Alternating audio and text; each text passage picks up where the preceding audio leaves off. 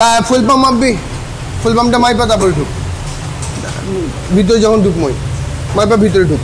তাহলে এখন fuel pump বন্ধ থাকবে না। হ্যাঁ এখন ফুয়েল পাম্প খুলবে, খুলতে খুলতে ভিতরের দিকে যাবে তো।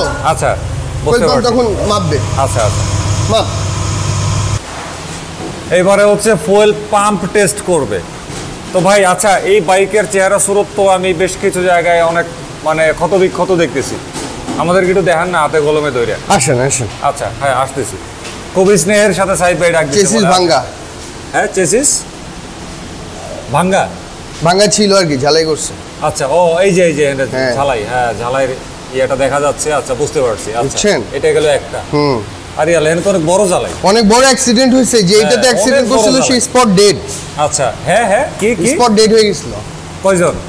যে চালাচ্ছিল একজনই। ওহো আচ্ছা আচ্ছা বুঝতে পারছি। তারপরে সামনের দিক মামদের দিক ছিল না। আচ্ছা মালিক যে উনি না, আরেকজন চালাচ্ছিল আর কি। আচ্ছা আচ্ছা আচ্ছা বুঝতে পারছি। তারপরে এই যে ক্লাচ কভার ভাঙা, এই যে এখানকার নাটটা বই গেল, এই যে ভাঙা দেখা যায়। ওই যে চিপায় আলু দিমু দেন তো একটু আলো আলো আলো আলো কখনো।